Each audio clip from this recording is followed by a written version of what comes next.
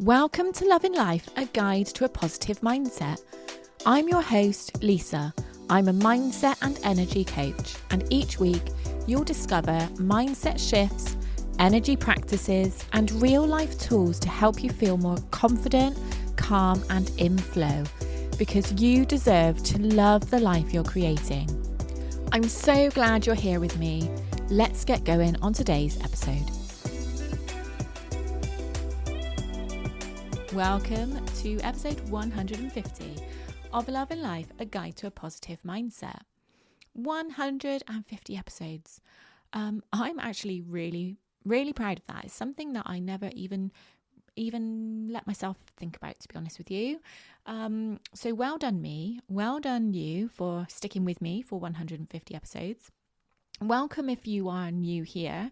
Now, the way I've decided to mark this milestone episode is to take a look at the top 5 ever downloaded episodes from my podcast and just go over, remember why the message was so strong.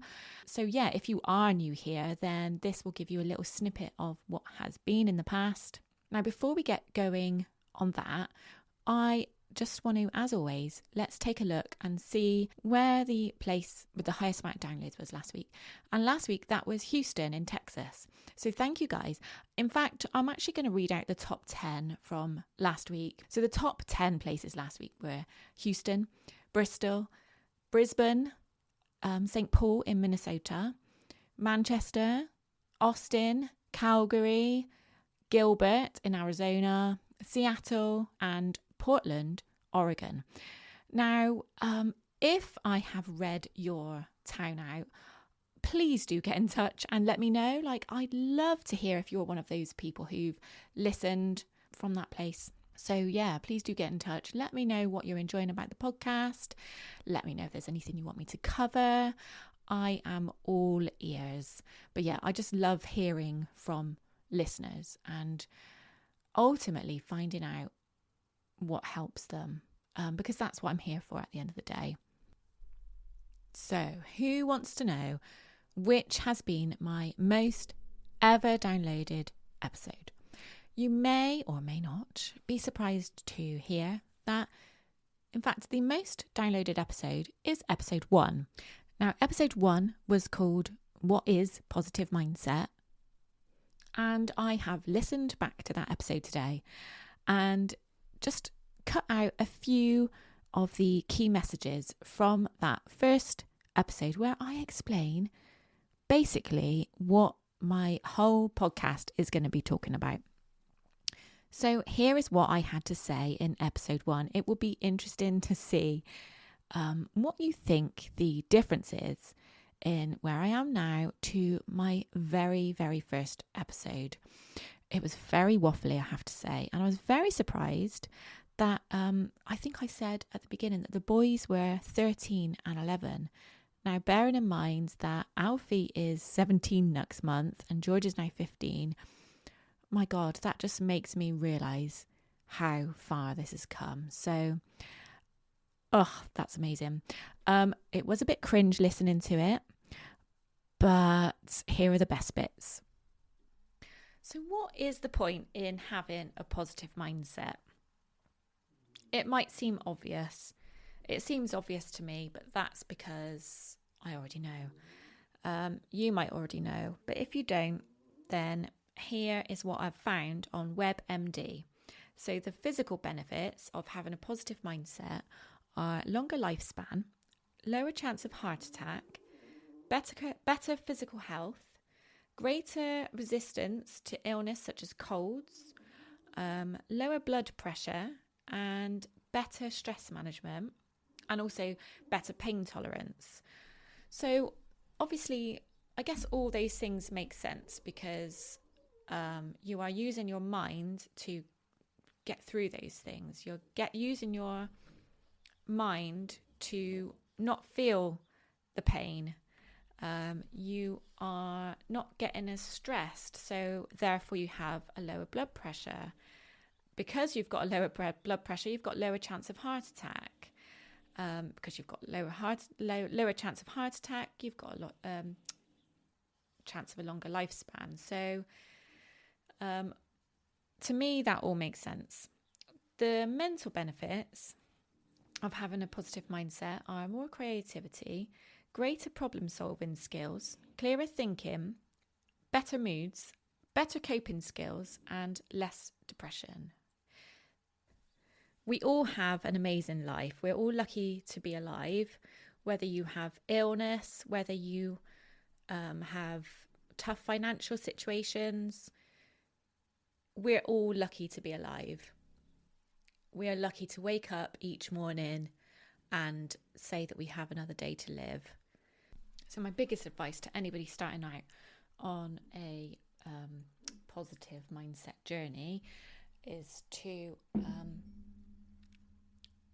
write a gratitude list every day. You don't have to take ages doing it. If you just write out 3 things, find 3 things that you're grateful for every day, you are automatically focusing on the good things at the beginning of every day. So everybody has the ability to do that. Everybody can find at least 3 things that they're grateful for, whether it's something in general, life in general, health, or whether it's something specific that's happened in recent events. But I do recommend writing it down because I find that it's more effective if you're able to look back when you've written it down, look back over it. If you're able to, then say it out loud, or at least read back over it, and close your eyes and be thankful. I mean, you hear people say thank you, thank you, thank you. It's like repeating thank you 3 times is showing gratitude. But I find that it's close your eyes and feel gratitude for those things, for each of those things that you've just listed. God, when I listen back to that, it does make me cringe, and it does make me wonder, like when people hear my first episode for the first time now, like what on earth makes them carry on? But, I guess the content was good and my podcasting skills have developed over time. Now, the second most downloaded episode, which probably isn't going to be a surprise either, because obviously when people listen to one episode, they might go on to the next one and see what the next one's about. So the next episode, the next highest amount of downloads, is episode 2. Now, episode 2 was called How to Think More Positively If You're Naturally a Negative Person. I talked about how our state of mind is reflected in our body language as part of that episode. So here is what I think is the best bit of that episode. If you're in a tricky financial situation or you have a health problem, let's be honest, most of our brains are wired to think negatively. So naturally, your state of mind might approach these things with anxiety, with criticism, with irrationality. So how do we change the emotional state that we're in?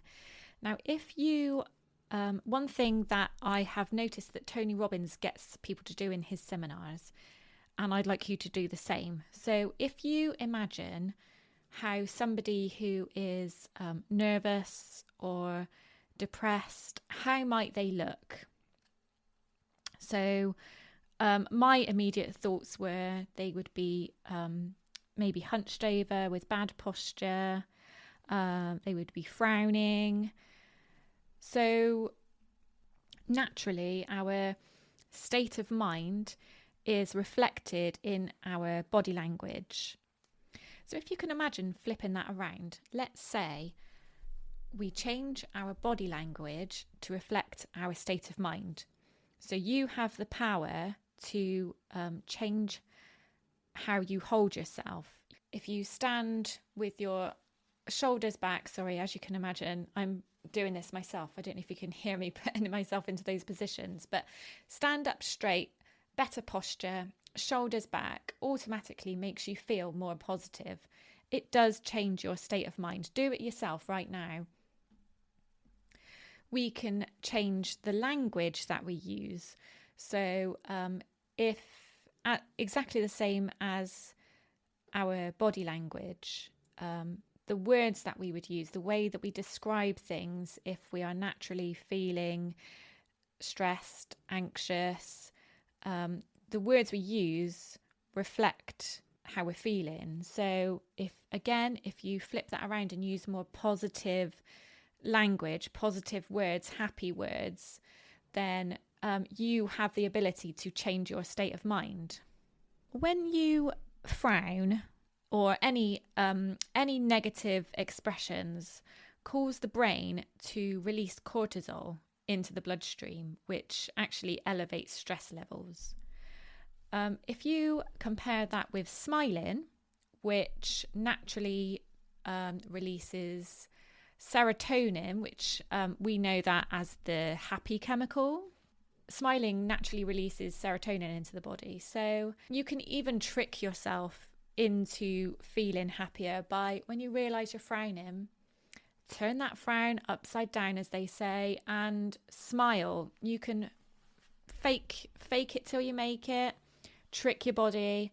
But if you just smile, then that will still release the serotonin. So you do have the power to change your mood.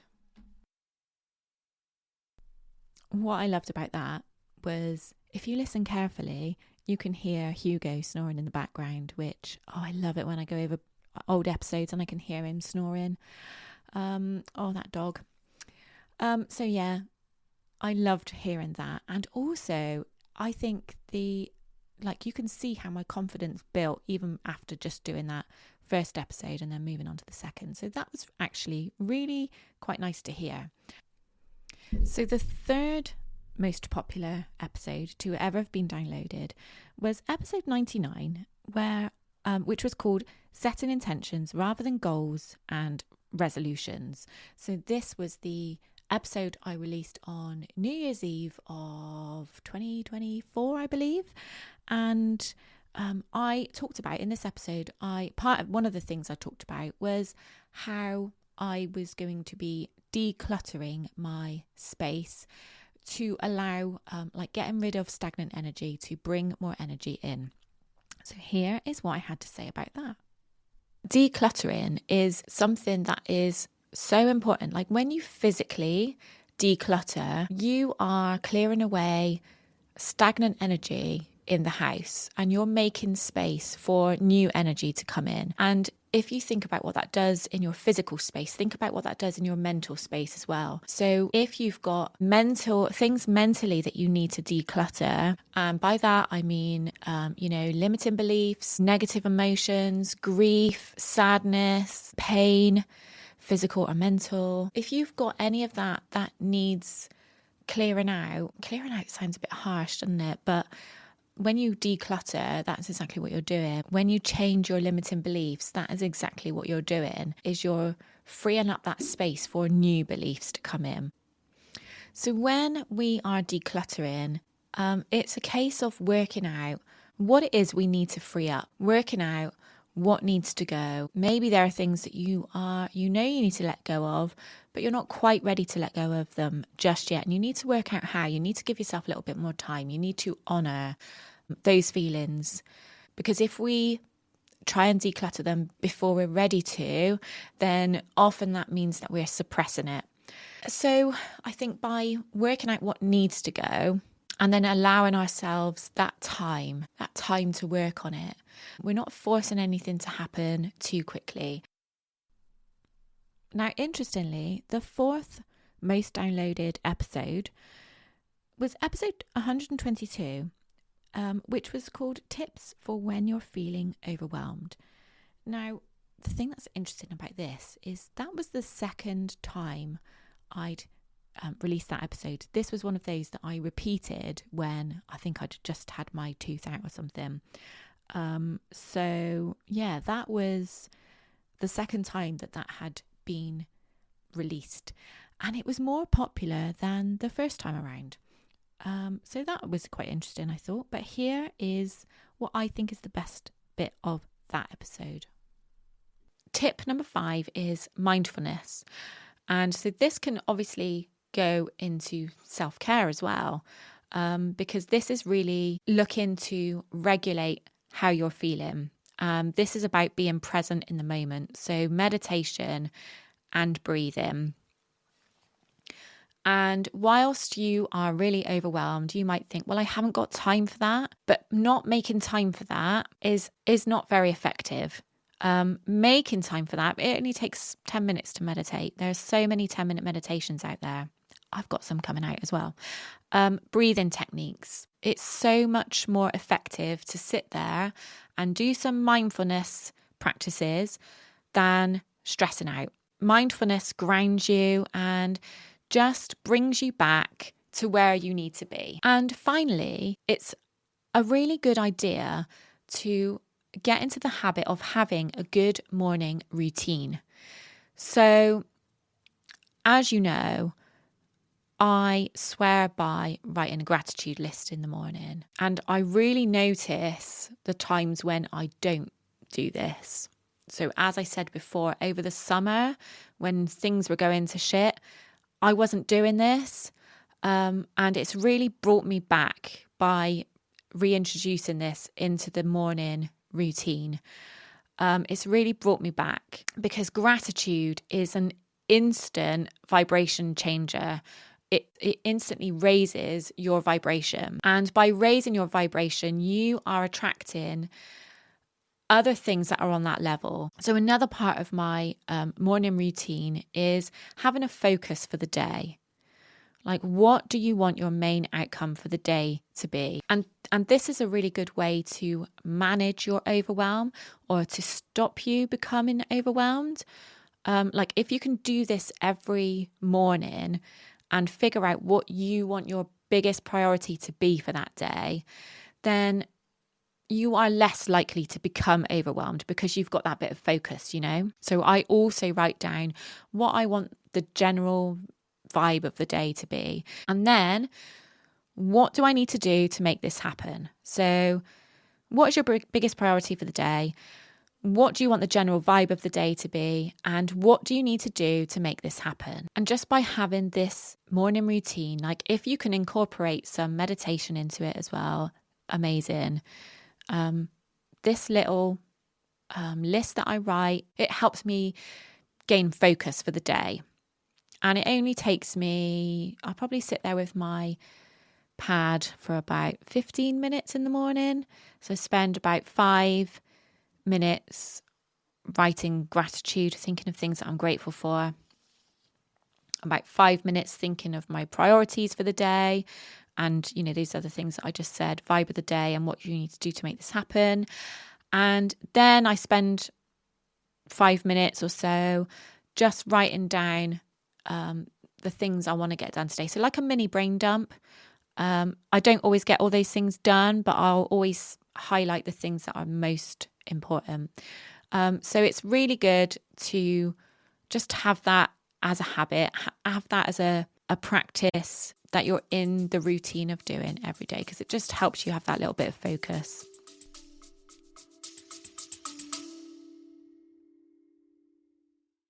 Hey, I just want to interrupt this episode very, very quickly. You may have noticed that Love in Life has always been completely ad-free, and I would really love to keep it that way. So instead of adding sponsors and ads, I have set up a super easy way for you to support the show for less than $1 Starbucks a month. As a thank you, you'll also get my Monday morning pep talk, a short, exclusive audio drop every Monday morning to give you a bit of inspiration for the week ahead. Sometimes it will be a little energy reset or a bit of a motivation boost. It's such a small way to give back, but it makes such a difference to me. And it just means that I can keep pouring my heart and soul into this podcast for you. I just want to thank the first of you who have already generously signed up. It means so much.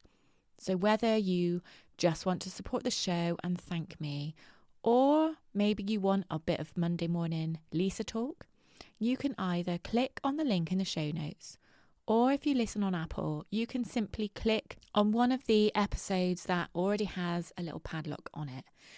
Thank you so much. Now let's continue with today's episode. It's funny because I do find that whenever I talk about overwhelm, people really respond to that. So what that tells me is that so many women out there are looking for ways to reduce overwhelm. I mean, aren't we all, I guess?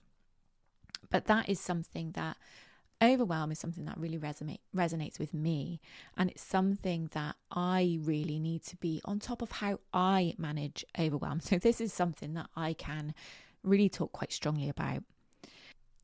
And finally, number 5 on my list of the most downloaded episodes to date is number 117.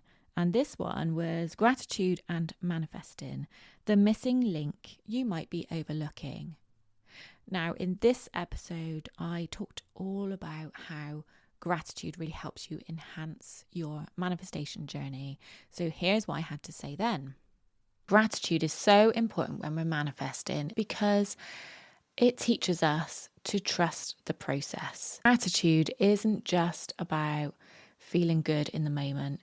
It's such a powerful way to actually build trust. So when we're in the process of manifesting, it's really easy to get impatient. It's really easy to doubt whether what you're trying to manifest is going to come to fruition. We might think, where is my money? Where is my new job that I'm trying to manifest? Where is the new relationship that I'm trying to manifest? Like I said before, when you think those thoughts, you are coming from a place of scarcity and lack. When you create the habit of practicing gratitude, and when it becomes second nature to you, you start to be grateful for what you already have got. Because you're finding the tiny little things in life that quite often people take for granted. You're finding ways to be grateful. When you lean into gratitude, it helps you release control and trust the process. It helps you to stop thinking, where is it? When is it coming? Why hasn't it happened yet? When you are grateful for what you already have, you stop focusing on the things that are missing. You start to trust the universe, and you start to trust that it is working in your favor, because it's showing you all these little signs that good things are happening, good things are on their way. And even if you can't see signs yet that it's happening, by practicing gratitude and like truly, genuinely practicing gratitude daily, habitually, you start to, rather than coming from a place of worry, of fear, of dread, of impatience, you start to come from a place of ease and flow because you're in the moment. You are focusing on what you have got. It almost gets to a point that it doesn't actually matter if what you originally wanted to manifest doesn't come to you, because you're happy and grateful for what you have got. It's actually been quite a nice journey for me, actually, going through these top 5 downloaded episodes, because actually, whilst it has been really cringe going back to the beginning and listening to my really early episodes, which I have purposely not done for such a long time, it's made me see that my message hasn't actually changed. The things that I said in episode 1 still resonates now, and it's still a message that I put across now. Like in those episodes, I repeatedly say things like, it's okay to have negative thoughts. It's about having the positive mindset to flip those thoughts and to like not let yourself get into a deeper hole, if that makes sense. And just honouring those, overwhelm is something that I've talked about multiple times. It's something that I work on constantly. And just because I work on it constantly doesn't mean that it goes away. And I think that is the message that has really stuck out for me, is that it's okay to be the way you are. Just work out some ways that you can make it work for you. Now, there are just a few things I want to mention before I go today. I have obviously talked a lot in these episodes, these 5 that I've pinpointed today, but I've talked a lot about having a morning routine and a lot about gratitude. I talk a lot about gratitude, which isn't a bad thing, but I just want to remind you of my morning gratitude journal, which is still available. You don't just have to wait for New Year. You don't just have to wait for Christmas or your birthday. This is something that will help you get that positive start to the morning, and it gives you prompts to set your day up.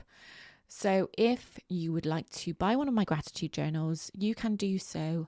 I'll pop the link in the show notes for that. And I also mention I had a meditation coming out. Now, obviously that episode was recorded a long time ago, and I've got many, many meditations out now, either as part of the membership, but I also have some free ones that you can access on my website and also on YouTube. So I will also pop the link to those in the show notes as well. All my meditations are anywhere between like 7 to 15 minutes.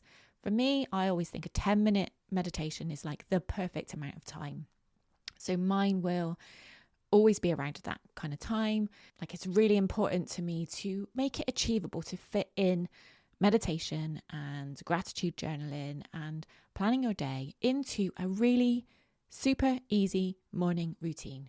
That is what I'm all about, is keeping it simple. So if you are interested in any of those things that I've mentioned, head to the show notes where you can click the link and access them. And of course, if you feel called to work with me deeper, then there are numerous ways you can do this. You can work with me one-to-one. You can join the Inner Circle membership, and the doors for the Inner Circle will be opening again in a few months' time. So there are always ways to come and work with me. Take a look at my website, lisadavidge.co.uk, and check out all the different ways you can work with me. You can even have a free call with me where we can discuss the different options.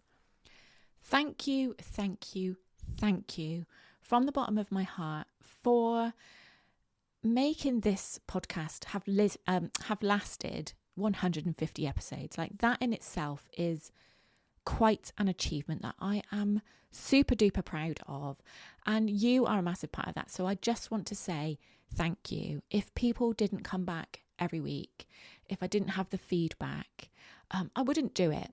I wouldn't have the desire to keep going with it. But the biggest thing for me is to know that my words, that my message is having an impact on people's lives. So please do always feel free to contact me and let me know how this is having an impact on your life. Like, that is my ultimate goal, my ultimate dream, and you are part of it. So thank you, thank you, thank you. Okay. Please do make sure you like and share this episode to make sure that we continue to spread the message and continue to grow the podcast. I love you. I will see you next week. See you then. Bye. Thank you so much for joining me today. If you enjoyed this episode, I'd love it if you could take a moment to subscribe, rate, and if you're listening on Apple, as 95% of you do, review. It really helps the podcast reach more people who are ready to shift their mindset and raise their vibration. And if you know someone who would benefit from today's episode, feel free to share it with them. Until next time, keep loving life and know that I'm sending you so much love.